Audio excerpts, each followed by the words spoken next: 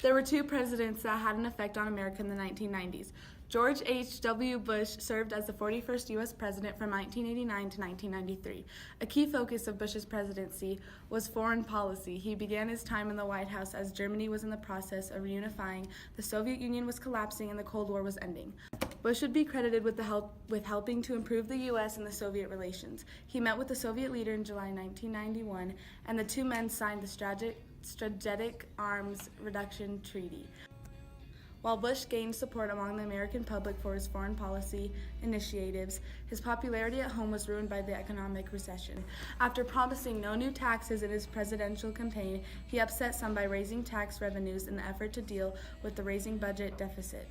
In 1992, Bush lost his bid for the re-election to the governor Bill Clinton of Arkansas. Bill Clinton was the 42nd president of the United States. He was elected in 1992 and re-elected in 1996, becoming the first Democratic president since Franklin D. Roosevelt to serve the two terms in the office.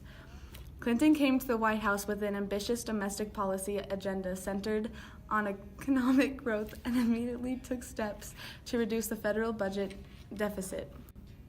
Known unofficially as the Deficit Reduction Act of 1993, raised taxes for the wealthiest by 1.2% while cutting taxes for small businesses and lower-income wage earners. Clinton's second term was ruined by a scandal, as he was impeached for lying to Congress and the American people about an inappropriate affair with the White House intern Monica Lewinsky. It becomes clear he wasn't always telling the truth. Over the years, there have been dramatic late-night speeches from the White House, national tragedies and national triumphs, but nothing like the speech that we're about to hear from there tonight. Indeed, I did have a relationship with Ms. Lewinsky that was not appropriate. In fact, it was wrong.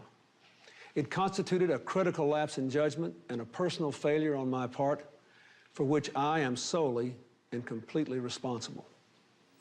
I misled people, including even my wife. I deeply regret that. That's where the 90s took us. The President of the United States had to testify under oath about a woman in the Oval Office. This would have been inconceivable in the time of John F. Kennedy. But the 90s weren't the 60s. Despite the Lewinsky affair, Clinton left the White House with the highest approval rating of any U.S. president in the post-World War II era. The internet was a very important part of the 90s era.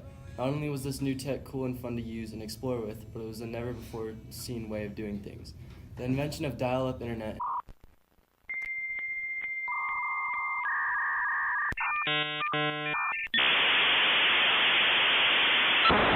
in 1992 was huge. Dial-up internet was used as a connection for telephone service to connect to a computer to an internet service provider. The web allowed untrained computer users to browse from any website to website. Users still had to be in a browser to click around, and the original browser was first known as the World Wide Web, or WWW, which is still used today. In 1995, Windows had become the main desktop environment for the next couple of decades. Windows became the first browser to use Internet Explorer, which became the dominant web browser of the time. Not only did the internet allow people to browse the web, but it also helped in the development of the first SMS message. This new internet created many ways for people to shop and buy products. Founded in 1994, Amazon, one of the world's most innovative companies, was created to source people online books. Now, Amazon has provided jobs for thousands and is one of America's biggest retail providers.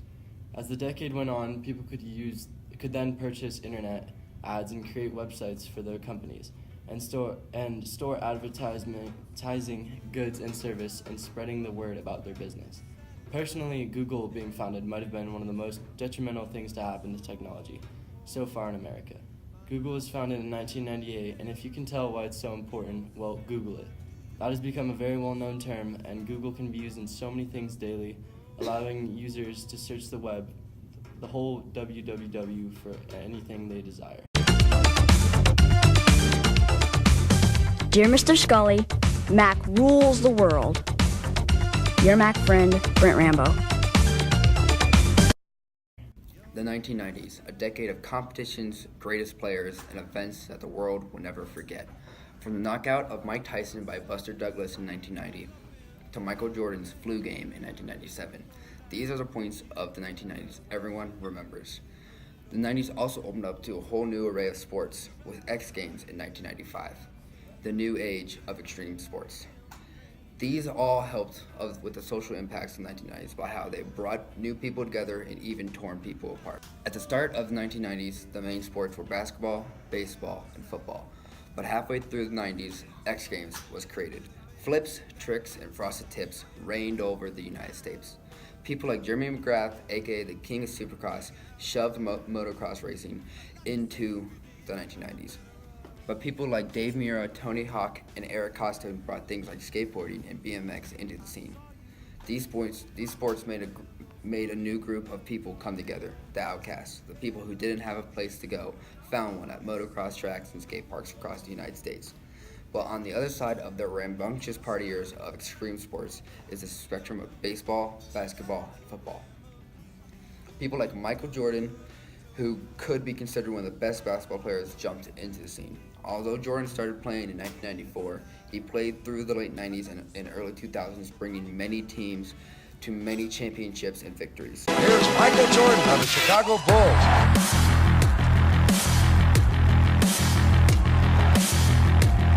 And Michael Jordan, a one-handed reverse. Look at this, now he's putting down tape. Here comes Michael Jordan.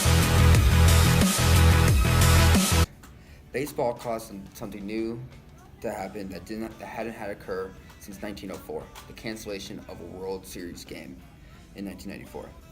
This happened because of the players' disagreements with the owners of the team's paychecks. This sparked a large social impact on the public of their views on the subject. Some people agreed with the players, while others were on the side of the owners, but either way, there would be large disagreement. Betting was a giant point of sports in the 1990s. People wanted a party action, aka skin of the game, as known by bookies. This gave people new money to spend on new games and things. These sports also gave new infrastructure to cities. Building skate parks in new cities would give cities a new reason to have money. But this also caused some new taxes to arise and disagreement in the public. The disagreement sparked about whether or not they should destroy previous landmarks of the city to build new ones, as in one of the things in New York. Sports had a large impact on the 90s. With new social upcoming and economic ups and downs, sports made the 1990s what they are. In the 1990s, terrorism was very prevalent and still has been ever since. There were 3 really big terrorist attacks throughout the 90s that really impacted America, socially for good. Although there were a few more later on, these 3 had been the biggest and most significant and had the most lasting effect on Americans. One of the biggest attacks was on February 26, 1993. The World Trade Center was bombed when a truck carrying a bomb went off.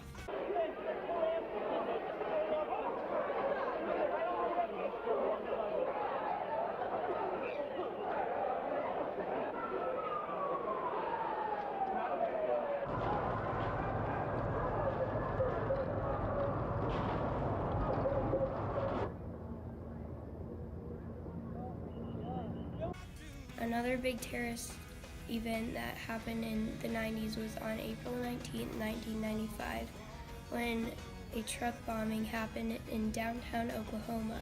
A massive car bomb exploded outside of a large federal building in downtown Oklahoma City, shattering that building, killing children, killing federal employees, military men, and civilians.